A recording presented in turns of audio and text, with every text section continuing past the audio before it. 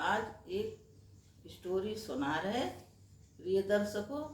आप लोगों को पसंद आए तो मेरे सास बहू चैनल को लाइक कीजिए, सब्सक्राइब कीजिए। एक पारिवारिक स्टोरी है, मैं आप यह सुनाना चाह रही हूँ। तो एक गांव में सब परिवार, उनके माता पिता अपने बच्चों के साथ रहते थे।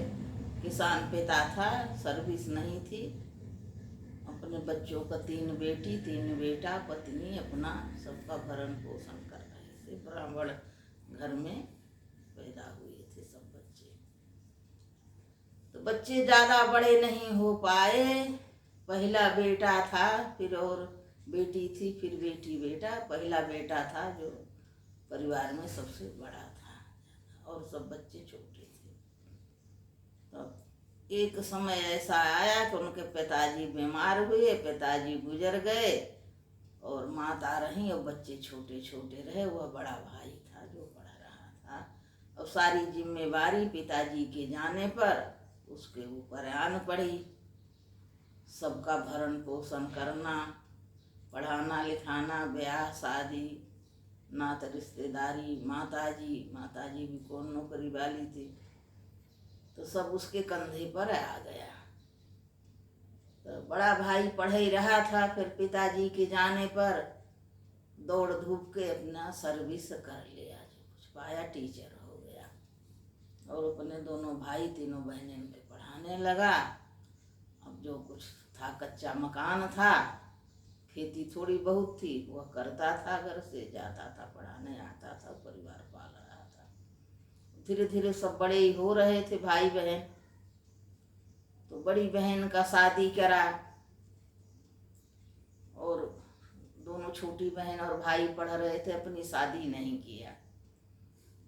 अब यह करा था कि पहले निपटा ले बहनन के, फिर अपनी करते हो जाती कर सकता, नहीं करा। उसका यह दृढ़ संकल्प था कि पहली बहनन का ब्याह कर देंगे, माँ का भी भार कम हो जाए कुछ, फिर अपनी शादी करेंगे। तो वह धीरे धीरे पढ़ा लिखा के तीनों बहनन का ब्याह कर दिया। दोनों भाई पढ़ रहे थे, फिर अपनी शादी किया, उसके भी बच्चे हुए।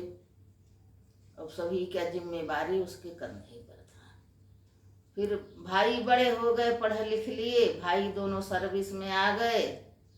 तो भाइयों की शादी हुई। जब भाइयों की शादी हो गई, बहुएं आ गई, यहाँ से घर की रंगत बदल गई।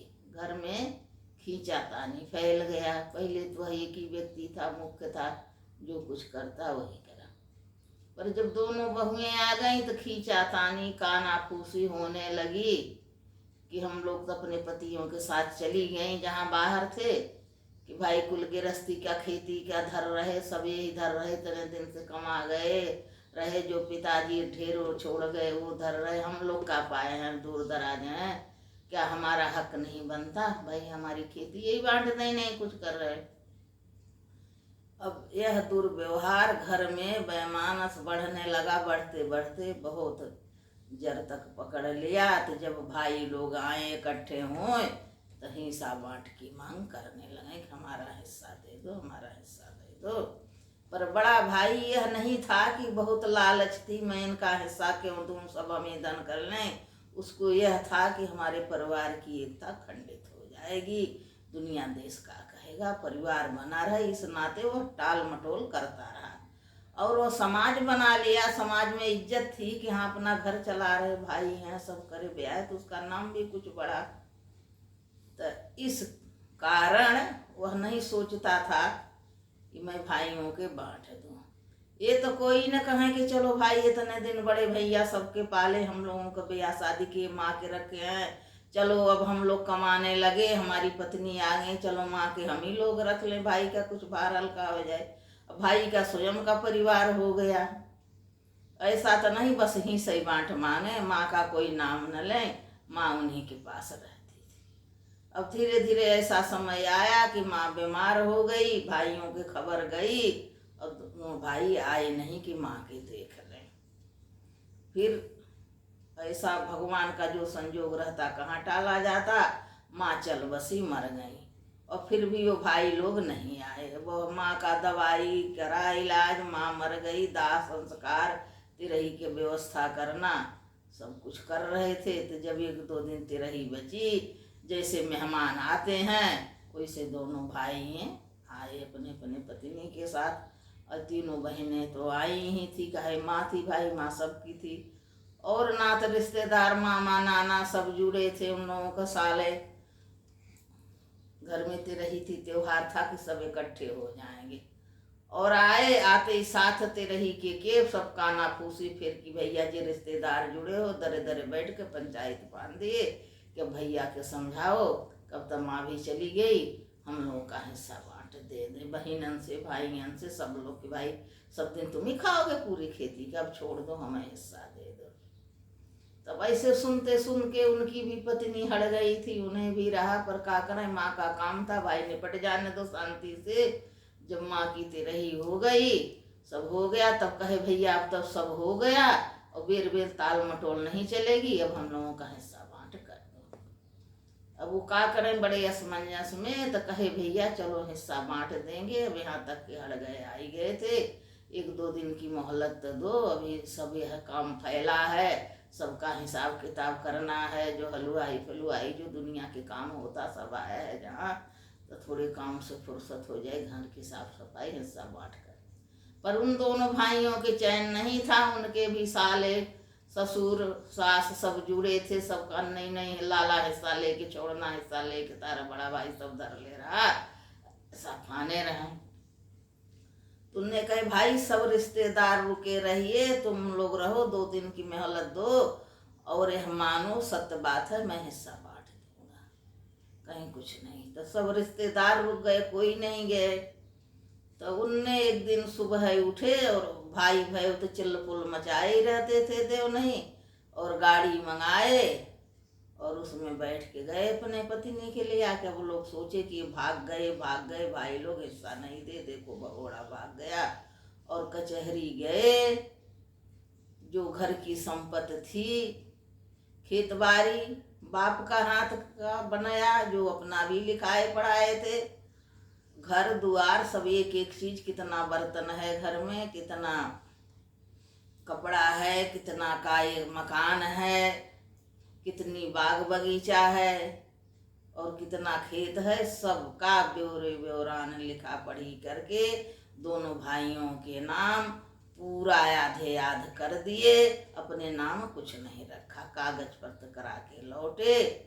और आए घरे, तब भाइयों दौड़े, रे कहाँ चले गए थे, आज का भी दिन हम लोगों को जाना है ड्यूटी पर, हिस्सा बांटे कि नहीं, हिस्सा बांटे कि नहीं।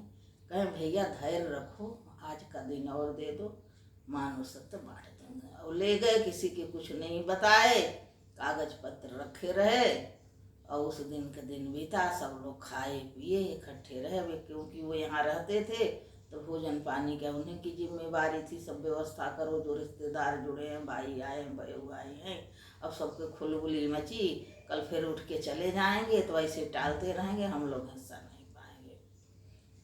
तो उस दिन बीता। वो दूसरे दिन सुबह उठे, अपने अटैची में जो उनकर कपड़ा ओढ़ना रहा हो, पत्नी का कपड़ा, और कोई चीज घर से एक सुई तक न लिए, अपने बच्चों के लिए, पत्नी के लिए, और गाड़ी बुलाए, सब लोग उसमें बैठ गए। और जो कागज दोनों भाइयों के नाम करे थे, वह कागज सबके सामने, उनके मामा नाना भाइयों के साल साले बहनोई लोग, बहन भाई सब थे, सबके सामने दोनों भाइयों के आधा आधा कागज अलग अलग बनवाए थे, सौंप दिए कि लो भैया हिस्सा बांट लो।